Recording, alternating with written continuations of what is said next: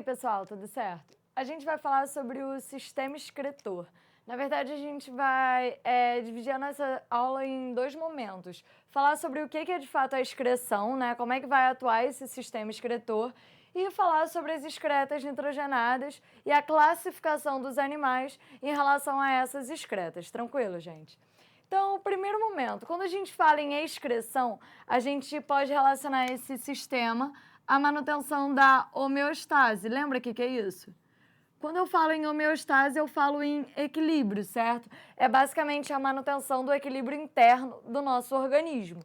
Tá, e como é que a excreção ajuda nisso? Ela vai basicamente manter em equilíbrio a quantidade de líquidos dentro do nosso corpo, a quantidade de líquidos corporais, líquidos solutos, como os sais minerais, como as excretas, por exemplo, tá? As excretas nitrogenadas, elas são produzidas pelo nosso metabolismo, certo? São considerados como resíduos metabólitos, e esses resíduos do metabolismo precisam ser eliminados de alguma maneira. Essa eliminação se dá por meio da excreção. Então, além do fato de a excreção ela regular a quantidade de água e de solutos no nosso organismo, ajudando no processo de osmorregulação, a gente vai ter a eliminação de resíduos metabólicos que podem se tornar tóxicos quando acumulados. E a partir desse momento, certo, a excreção ela está relacionada à homeostase, à manutenção desse equilíbrio interno. Tranquilo? Tá, e as excretas nitrogenadas são esses principais resíduos metabólicos que são eliminados justamente a partir da excreção, né? No nosso caso, através da produção da urina em si, tá? Nem todo animal produz a urina. Quando a gente observa, por exemplo, um organismo como uma esponja, um animal como uma esponja, a gente não vai ter produção de fato da urina, mas a gente tem processos de excreção, tá? As excretas nitrogenadas, elas são produzidas a partir do metabolismo de compostos nitrogenados, principalmente compostos de origem proteica, como os aminoácidos. Então, quando ocorre um processo de metabolização de aminoácidos, são formados, né, esses compostos nitrogenados que a gente chama de excretas nitrogenadas. São produtos que vão ser eliminados por meio da excreção, tá? A gente tem 3 excretas nitrogenadas: amônia, ureia e ácido úrico. Como é que a gente classifica os animais? A gente classifica os animais por meio do principal excreta nitrogenado que aquele indivíduo vai eliminar. Então, por exemplo, se um animal excreta em maior quantidade a amônia, se a amônia é o principal excreta nitrogenado desse animal, a gente vai chamar ele de amoniotélico. Ele excreta amônia. Um animal que excreta mais ureia é ureotélico, e um animal que excreta em maior quantidade o ácido úrico se chama uricotélico.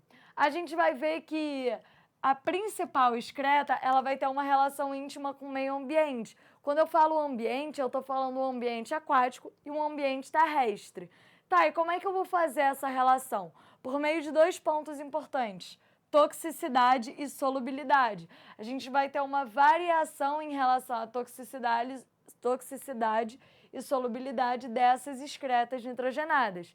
A mais tóxica de todas é a amônia, a menos tóxica, o menos tóxico, né, é o ácido úrico. Em termos de solubilidade é a mesma coisa. O excreto nitrogenado mais solúvel é a amônia e o menos solúvel será, né, o ácido úrico, sendo que a ureia é ali o meio termo entre toxicidade e solubilidade. Tranquilo, gente? Beleza. Como é que isso tem a ver com o meio ambiente, tá? Imagina o seguinte: eu tenho um excreto nitrogenado, como a amônia, que é extremamente tóxico. A partir do momento que é extremamente tóxico, demanda grande quantidade de água para ser eliminado, tá? E também porque é extremamente solúvel em água. Então, a gente tem que pensar num animal que disponibiliza de grande quantidade de água. Se a gente pensa em um ambiente desértico, lá vai ter água suficiente para um animal, por exemplo, um camundongo de deserto eliminar à vontade? Não, né? Eu penso em animais que vivem em ambientes aquáticos, próximo a ambientes aquáticos, certo? Eu tenho animais, por exemplo, como os peixes, Tranquilo? Peixes ósseos vão ser animais amoniotélicos. O girino, o filhotinho do anfíbio, também é amoniotélico. Lembra que o girino é um animal que vive, né, que passa a sua vida no ambiente aquático. A partir do momento que ele disponibiliza de bastante água, certo? Ele pode ser capaz de eliminar bastante água, porque a reposição não é difícil, não é um problema. Então, a gente vai ter aí excretores de amônia, amoniotélicos. Vou colocar aqui, ó, peixes ósseos e os girinos, como exemplo, tá? Agora, quando eu observo, o girino passa pela metamorfose, se transforma num sapo adulto. O sapo adulto ele já é um animal muito mais de ambiente terrestre. Então, a gente vai observar nesses animais excreção de ureia. Anfíbios adultos são animais que excretam ureia. Outro exemplo, nós, seres humanos,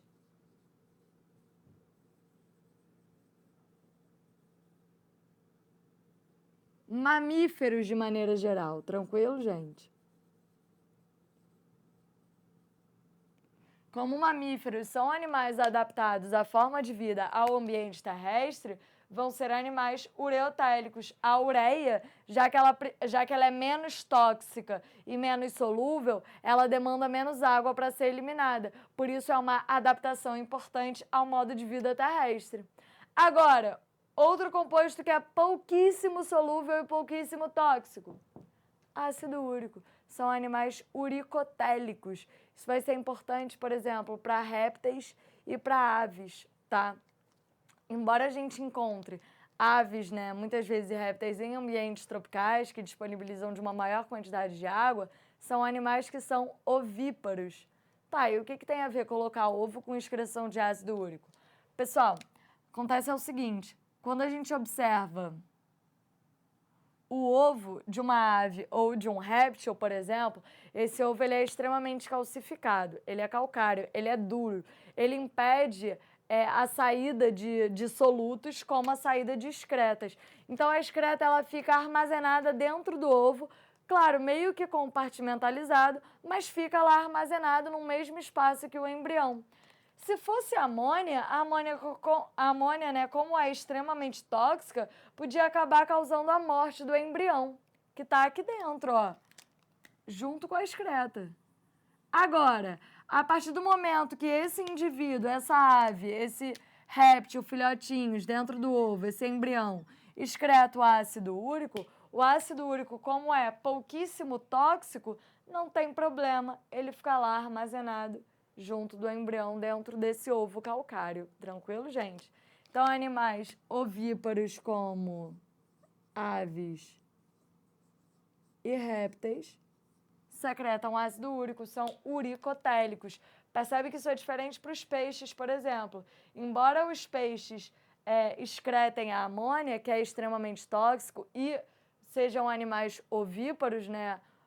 No caso dos peixes ósseos, o ovo é diferente, é um ovo gelatinoso que permite a passagem dessa excreta para o meio ambiente. Então, não tem problema, porque o embrião ele vai excretar a amônia dentro do ovo, mas como esse ovo é gelatinoso, né, ele não é rígido, a amônia consegue ser liberada, consegue passar a ser eliminada para o meio ambiente aquático.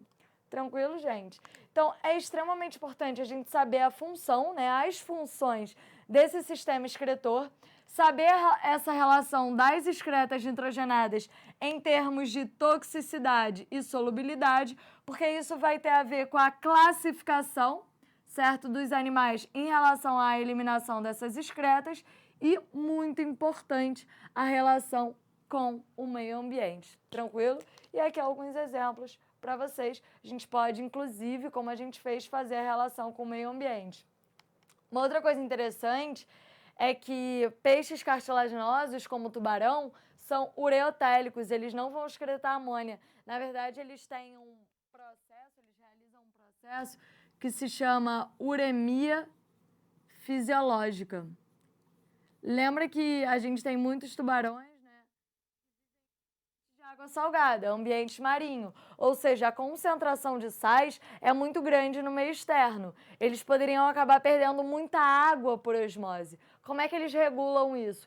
Acumulam sais de ureia no seu sangue para manter a concentração mais ou menos isotônica, igual em relação ao meio, e aí eles não vão perder essa água por osmose. Tranquilo, pessoal? É isso aí, um beijo e até a próxima.